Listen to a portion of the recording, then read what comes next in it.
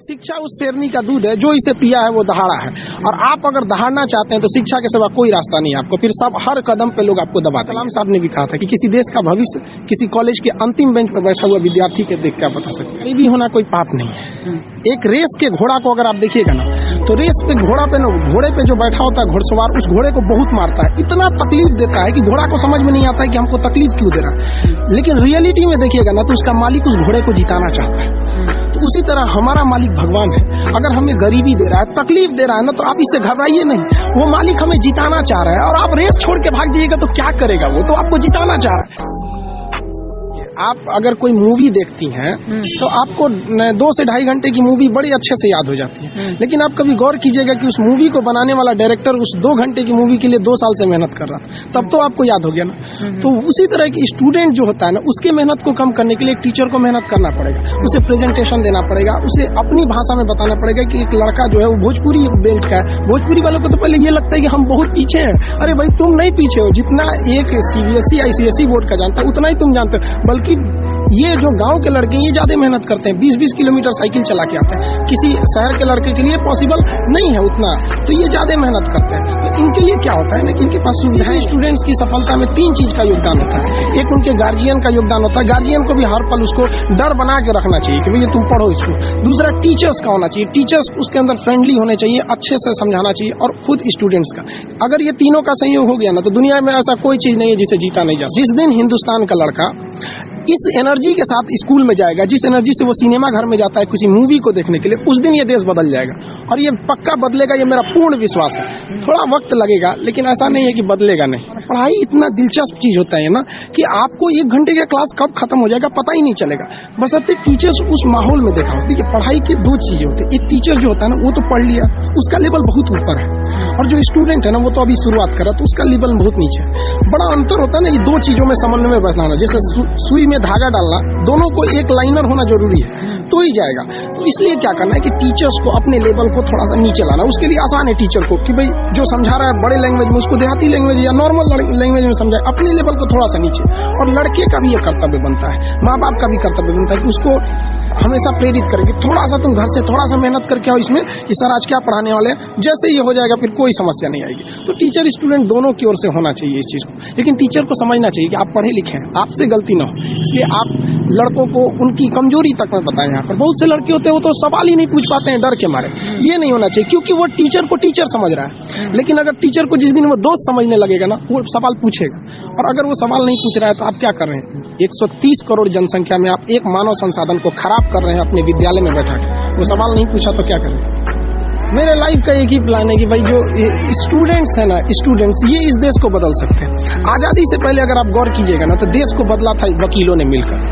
आप चाहे वो महात्मा गांधी को उठाइए, जवाहरलाल नेहरू, मोतीलाल नेहरू, या भीमराव अम्बेडकर साहब, सरदार पटेल, या जितने भी हमारे स्वतंत्रता सेनानी रहे, तो ज्यादातर लोगों ने वकील थे उस वक्त में। लेकिन अभी की जो दौर है वो युवाओं के हाथ में, स्टूडेंट्स के हाथ में। अब युवा अपने अधिकार के लिए आप दबिए नहीं, आप दबेंगे तो दबाएंगे, और आप पढ़े लिखे होकर दब जाएंगे तो फिर एक अनपढ़ को तो कुचल दिया जाएगा, उसको दबाया ही नहीं जाएगा।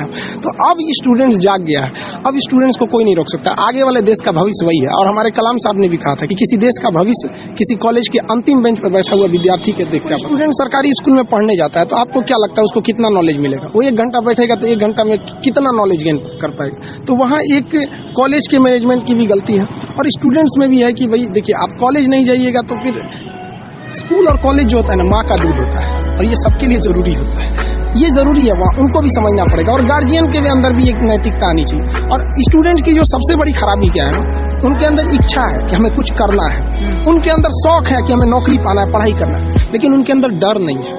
और ये डर बहुत जरूरी चीज होता है। किसी भी रिलेशन को बनाने के लिए ना डर, जरूरत और इंसानियत ये बना रहना जरूरी है।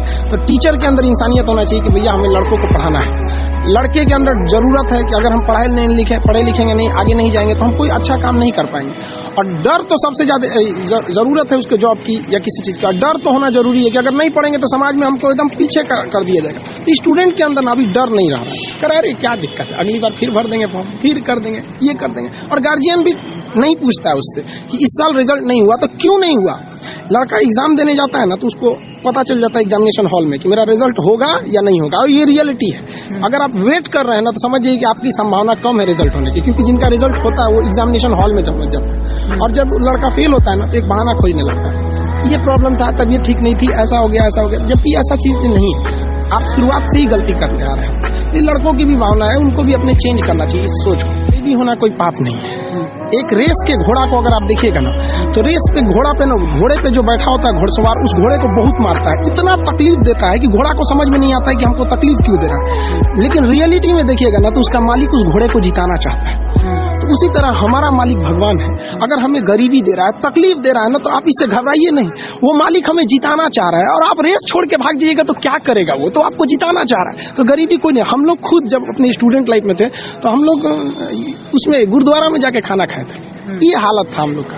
इसीलिए हम भी अब कभी कभी जहाँ पे मतलब फ्री डोनेशन में नहीं समाज सेवी लोग खाना खिला देते हैं, तो उतना घर से हम लोग का भी कुछ नहीं था तो वहाँ जाके खाना खा लेते थे। इसीलिए अब जब आदमी के पास है तो हम लोग भी थोड़ा अनाथ आश्रम या ऐसे चीजों को हेल्प कर देते हैं। तो ऐसा नहीं है कि हम लोग भी बहुत बड़े घर से आए थे लोग, ऐसा नहीं है। तो गरीबी कोई बाधा नहीं उत्पन्न करती है, लेकिन अगर आपके दिमाग में बैठ जाएगा हम गरीब हैं कुछ नहीं कर सकते, ये सब अगर एक डॉक्टर ये सोचने लगे ना कि हम डॉक्टर हैं तो फिर मरीज का अच्छा से इलाज नहीं कर पाए।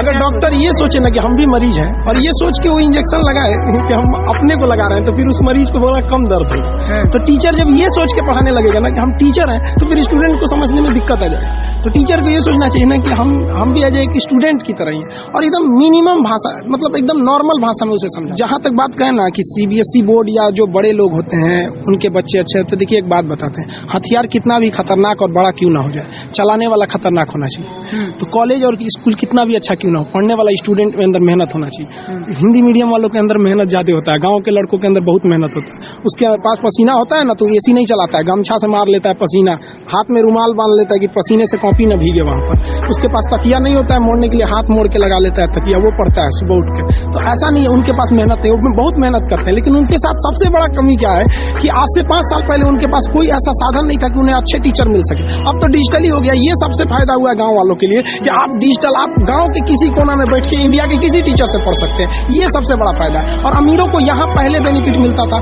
कि जो गाँव का लड़का है, बिहार का है, यूपी का है, उड़ीसा का है, गाँव का परिवार, वो दिल्ली जाके कैसे पढ़ेगा। अब कोई दिक्कत नहीं है, आप एक नॉर्मल मोबाइल लीजिए, गाँव से इतना बड़ा है, आप 135 करोड़ आबादी में आपको चेंजिंग देखने में बड़ा समय लग जाएगा इसमें। लेकिन हाँ चेंजिंग आई है, लेकिन इसका भी सदुपयोग करना पड़ेगा। अब आप देखिए कुछ लोग फेसबुक पे उल्टे सीधे पोस्ट कर देते हैं, समाज में सौहार्द बिगाड़ते हैं, तो ये लोग तो उसका डिजिटल क्रांति के लिए तो आप समझिए तो गड्ढा खोद रहे हैं उनके लिए। तो ये उन लोग के लिए ऐसा नहीं है, बट स्टूडेंट्स अभी भी जागरूक है, लेकिन वो बहक जाता है पढ़ने के लिए यूट्यूब फेसबुक में गायब हो जाता है। ये उनको अपने आप पे थोड़ा सा कंट्रोल रखना पड़ेगा।